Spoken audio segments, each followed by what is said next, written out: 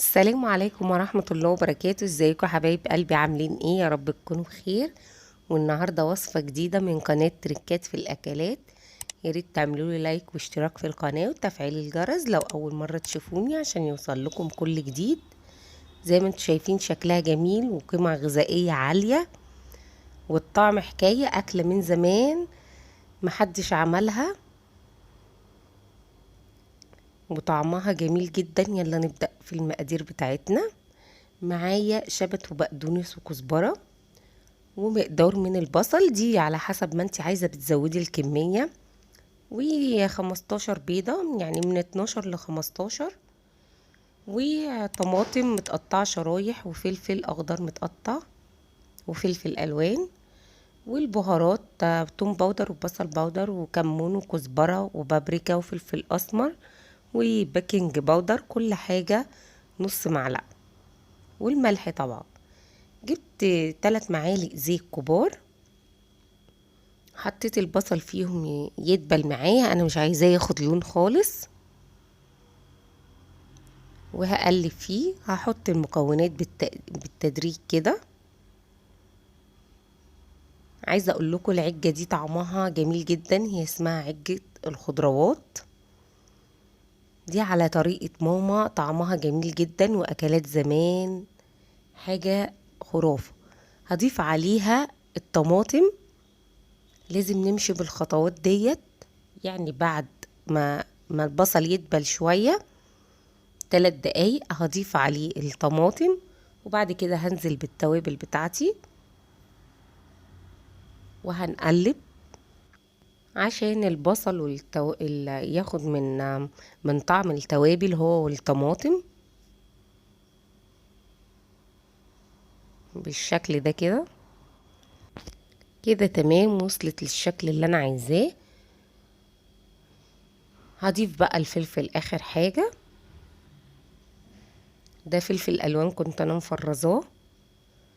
هنقلب كده بسيط اقل من دقيقة، وهطفي. انا مش عايزة الفلفل يدبل قوي. الطريقة دي بقى على طريقة ماما وطعمها رائع جدا، جربوها. انا بحب اكلات زمان ديت اعملها على الطريقة بتاعت ماما. كده انا طفيت عليها وبردت خالص. بعد ما بردت كده ضفت عليها الخضرة بتاعتي اللي هي الشبت والبقدونس والكزبرة،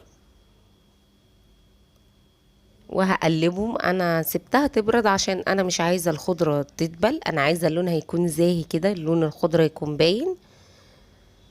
هبتدي كده اضرب البيض كويس بالشكل ده.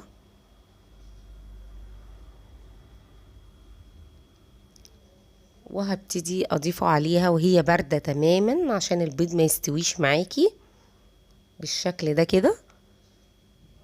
خلاص، طبعا انا بعد ما اضيف البيض هقلبها كويس وهشوف لو محتاجة ملح. هظبط الملح بتاعي على حسب الرغبة. وكده تمام، هنقلها بقى في صينية.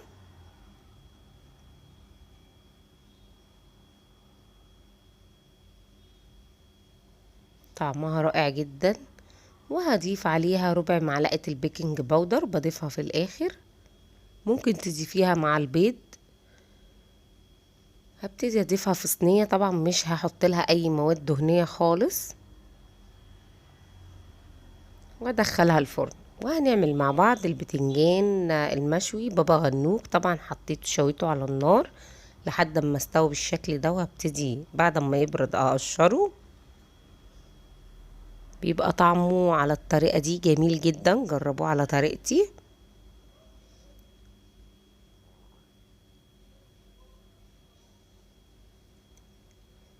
تقشريه بتحاولي ان انت تشيلي القشر كده سليم كده خالص وتتخلصي منه. بعد كده بتروحي شايله العنق اللي هو من فوق ده. ممكن بقى بسكينه او اي حاجه تقطعيه كده وخلاص. بصوا بينزل كده زيوت، يعني قيمه غذائيه عاليه. هبتدي كده اهرسه بالشوكه. بصوا بقى، في ناس مش بتحبه ناعم قوي، في ناس بتحبه كريمي خالص.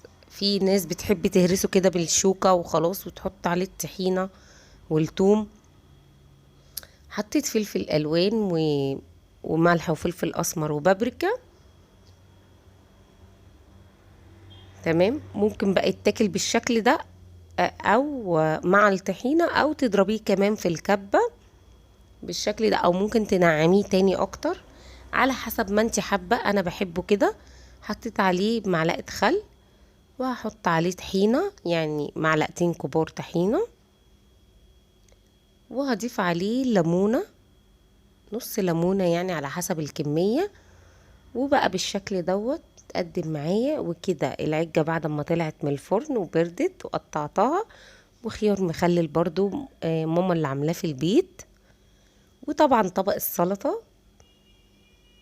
بصوا شكلها جميل وطعمها اروع. يا ريت ما تنسونيش في اللايك والشير والاشتراك في القناة وتفعيل الجرس لو اول مرة تشوفوني، وتقولوا له رأيكم في الكومنتات ايه لما عملتوها، وهتعجب اولادكم ان شاء الله. يا رب فيديو النهاردة يكون عجبكم. عملنا مع بعض العجة وعملنا مع بعض البابا غنوج. ما تنسونيش في اللايك والشير والاشتراك في القناة. دمتم بخير، والسلام عليكم ورحمة الله وبركاته. قناة تركات الأكلات.